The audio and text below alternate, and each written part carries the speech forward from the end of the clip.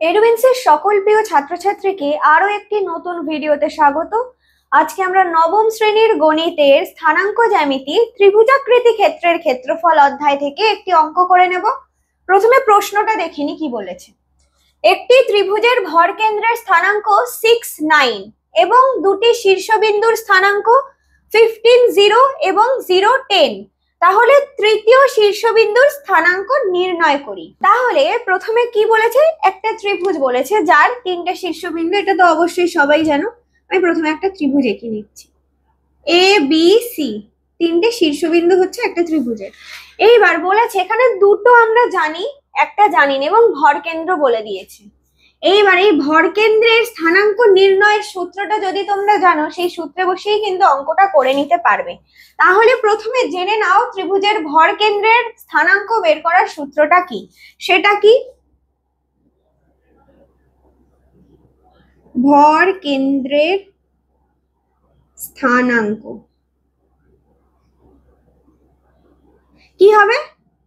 প্রথম পয়েন্টটার জন্য হবে এক্স এর কোয়াড্রেন্টে হবে x1, অর্থাৎ এইটার এক্স কোয়াড্রেন্টের যোগফল বাই 3, এবং ঠিক ওয়াই কোয়াড্রেন্টের ক্ষেত্রেও y1 y2 plus y3 by 3, অর্থাৎ ওয়াই কোয়াড্রেন্ট তিনটের যোগফলকে 3 দিয়ে ভাগ। তাহলে ভর কেন্দ্রের স্থানাঙ্ক নির্ণয়ের সূত্র, এটা ভালো করে মনে রাখবে। এই সূত্রটা ভীষণ ইজি সূত্র। যে কি দেখছো, যে এই তিনটে শীর্ষবিন্দুর x1 x2 x3, এই তিনটেকে 3 দিয়ে ভাগ করলেই পাওয়া যাচ্ছে, আর ওয়াই কোয়াড্রেন্ট তিনটে যোগ করে 3 দিয়ে ভাগ করলেই পাওয়া যাচ্ছে। এইবার ভালো করে দেখো, এই তৃতীয় শীর্ষবিন্দুটা কিন্তু তোমরা জানো না। তাহলে ভর কেন্দ্র বের করে কি করে করবে? তাহলে আমরা এখানে কি করব, ধরে নেব, তাই তো? ধরে নিচ্ছি, ধরি তৃতীয় শীর্ষবিন্দুটির স্থানাঙ্ক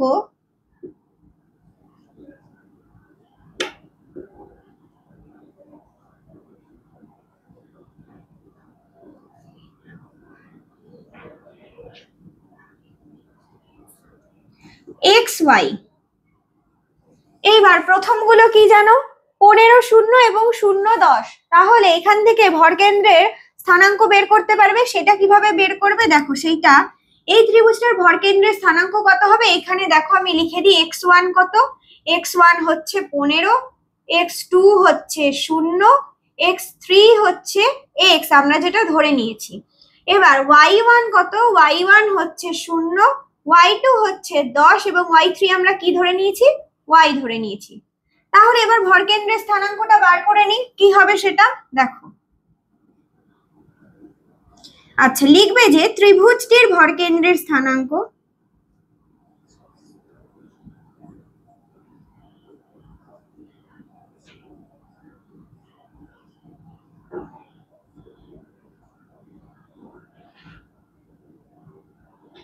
কত হবে?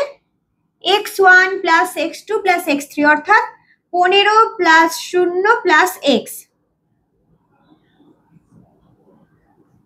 By 3।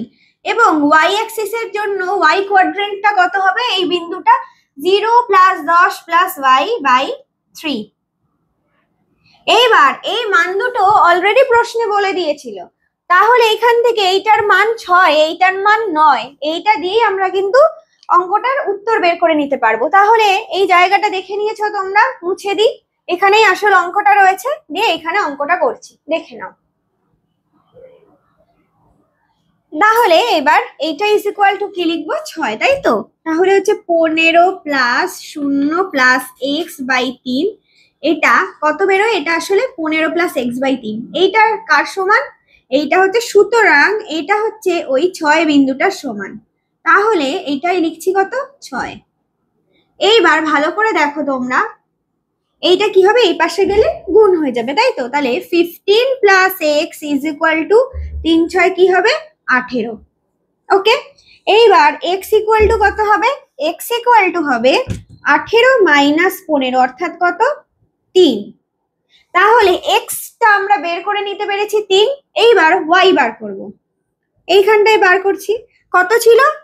10 plus y equal to 3।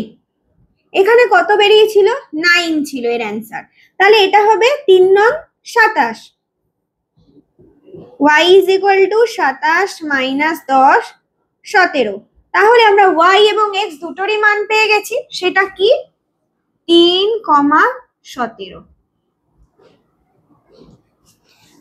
তাহলে ভালো করে অঙ্কটা দেখে নাও।